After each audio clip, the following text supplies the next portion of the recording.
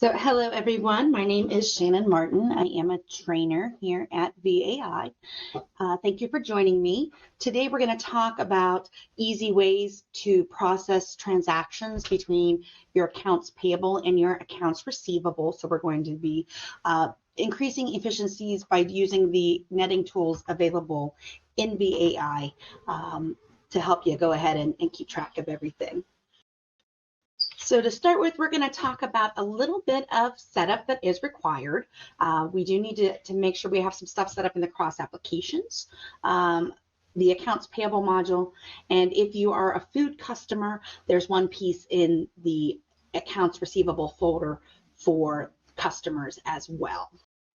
So first and foremost, we need to go into our cross applications into the company setup. Once we've chosen the correct company, when we get into that screen, we're going to click on the General Ledger tab, which brings us into the listing of GL accounts that are used internally by the system to process things in subledgers. And we're going to arrow down until we come upon this AP transfer account located within the accounts payable section of accounts. If we don't have a GL account set up here, the system doesn't know where to net these amounts we're transferring back and forth between modules. So make sure you have that account set up. From there, we need to take a quick look at the vendor master file setups for the companies that we are buying product from that are also customers for us.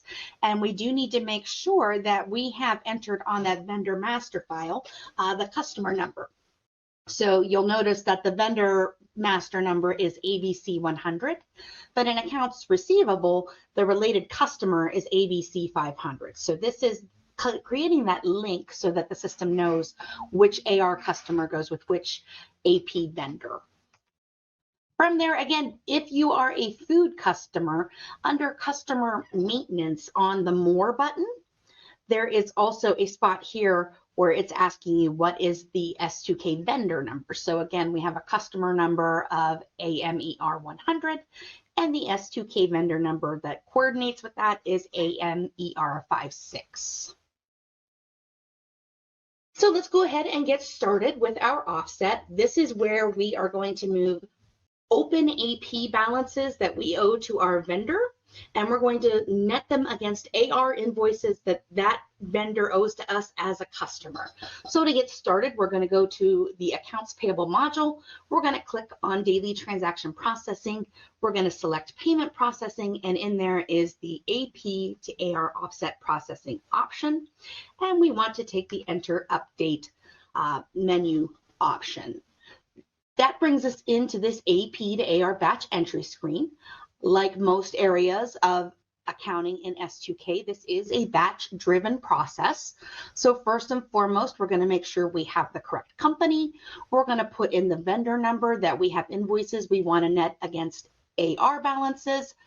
And once we have that in there, we can add a description if we choose. These are purely organizational type things. They don't follow through into the system, but if you have multiple batches you're working on in a day, it definitely helps to have a description in there. You're going to make sure you choose your date and that it is a date that falls within the posting period that we are in. If you have permissions to post back periods in AP, you can possibly change this posting date, but if not, you are going to always be defaulted into current period. Once you have all that information taken care of, we're going to click on the new batch button, which takes us into a listing for the vendor we've selected, and we would see any invoices that they had. Currently, this guy only has one open invoice that we need to pay him for, but if he had 5, we'd see all 5 of those listed. We're going to go ahead and click on the line of the invoice that we want to offset against open AR, and we're going to click on the pay button that we see here. That takes us into a second screen where we're now seeing all of the corresponding invoices that we have. So we're going to hit that transfer to AR. It would only be showing the ones we've selected. And from there, we are now in accounts receivable. So we don't have to leave modules. It is very seamless from AP to AR. At this point, you would go ahead and mark the invoices you want to take care of by entering a P into that code column. If we want it applied evenly against everything that's here, we could go ahead and click the Pay All button instead, and that is going to disperse it from the oldest through the newest until we are out of funds. You will notice that just like in a regular cash receipts application window, we do have an unapplied balance that we are going to be dealing with, and that's going to need to be zeroed out before we can move forward from this screen. So once we have highlighted those with the P, we're going to go ahead and click Enter. We can see that the unapplied balance is now 0. We have $500 applied. If we look back down, we can see the total payments that are being processed based on this AP invoice that we are netting against the open AR. And we do see that one of these invoices will have a remaining balance due, but we're good to go because we're at that unapplied amount of 0. So we're going to go ahead and click on the AP to AR application inquiry just to make sure that we've selected what we want to select. It's going to give us a listing of everything that is being paid. Notice it doesn't show you if there's a balance due or not. It's just showing you what the application against each invoice we've selected is going to be. And from there, we're going to go ahead and hit that forward enter button. And we're going to go ahead and then end our batch by clicking the post batch to open payables. You do have the availability to print a proof list prior to doing that if you so choose. If you're not ready to post this batch to open payables, you still have the ability to end the batch and come back in and finish it later. And of course, we do have our summary information available. We have one invoice in AP that is totaling $500, and it's being applied against 3 transactions in AR, also for the amount of $500. Those totals match. So once we hit that post batch to open AP, that is exactly what happens. So at this point, all of those invoices in accounts payable have been marked as paid. There is a notation that shows you that it was an offset to AR.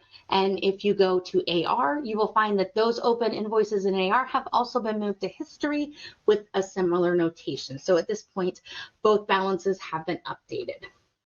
Now, similarly, you can also transfer AR credit balances to accounts payable if you needed to. So if you have a customer and they have some sort of credit balance on their account and they say, you know what, it's the end of the season, we don't see us ordering anytime soon, can you go ahead and just cut us an AP check for that?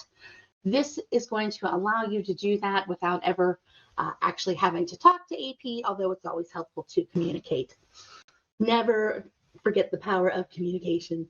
So we have a little more required setup in addition to what we've already looked at with having our net AP check account set up, in addition to having that vendor that already has the customer number linked in it. We also need to make sure we have some allowance codes created in the accounts receivable module. So to look at those, we go into accounts receivable module, we go into file maintenance, we're going to click on the miscellaneous button, and from there we're going to select allowance codes. The box that comes up shows us all of the allowance codes that have already been created. And what we're looking for is one that has a Y for yes in the AP check column. This means that when we select this allowance code, it is going to transfer the allowance we're creating from AR over into AP. If we don't have a code set up with that yes already, we're going to go ahead and click this add button, and then we're going to go ahead and create that new code. So we're going to type in what the code is, a description of what we want to use this code for. You'll notice I have the check clearing account entered as the GL button. And very important, we need to make sure that we have this box checked to cut the AP check. Once we have that set up, we're going to go ahead and go back into the accounts receivable module. We're going to go into daily transaction processing. We're going to go into cash receipts, and we want to start to update a new batch. Once again, we always want to verify the correct company and bank have been chosen. although the bank isn't as important, you are still required to have a bank, even though this is going to be a $0 cash receipts batch. Again, we can add a description so we know what's in this batch. That way, if we need to come back to it later, we know which batch we want to select. And in accounts receivable, we are always going to be working in the current period with a date to match that posting period. When we have all of our information, we're going to go ahead and click that new batch button. And that takes us into the cash receipts entry window. We're going to go ahead and type in the customer number that has the credit memo that we need to cut an AP check for. And of course, if we don't know the number, we can always hit the search button and it will be able to search for who we need. Once we have the customer number, we don't need to do anything with the check number or check amount because we're not actually applying any cash. So we're just going to hit that forward button. And we are now in the cash receipts application window. We're going to go ahead and find the transaction that needs to be sent over to accounts payable and highlight it. And once we have highlighted it, we're going to come down and click the allowance button, or we can type an A into the code column here. Either way, it's going to allow us to move forward into the entry details window where we're going to write the amount that this credit memo is for, the full $500. We're going to go ahead and click forward once more. And this is where we are able to select the code that we're using. So we do know that this transfer to accounts payable has the Y in the AP check column. So we key in that full amount for the transfer to accounts payable. We can see our adjustment is in balance. We have applied the whole amount. So we hit the forward button once more. And we can see that our unapplied has changed to 0. At this point, we're just going to hit the forward button and come out of this batch. We can still print a proof batch if we want to prior to posting. We can end the batch if we're not yet ready to post this batch. But for this afternoon, we're going to say that we're all set, and we're going to click on that post batch to AR button, and it does post. Once it posts, if we go into the accounts payable module and go into inquiry and select the vendor that is associated with that customer, we can see we now have an open payable for the amount of the credit for our vendor that is related and linked to our customer. So now during our next payment selection process in accounts payable, this is going to be showing as something that is due as long as we put in a date range that includes this due date. AP is going to be able to seamlessly pick that up and include it in the next check run and send that information and check along to the customer. I just would like to thank everybody again for taking time out of your day to get a little more information on what the system can and cannot do. As always, if you have a question for me, feel free to reach out at my email address that's listed on the screen, and I'll be happy to get back to you with the information you're looking for.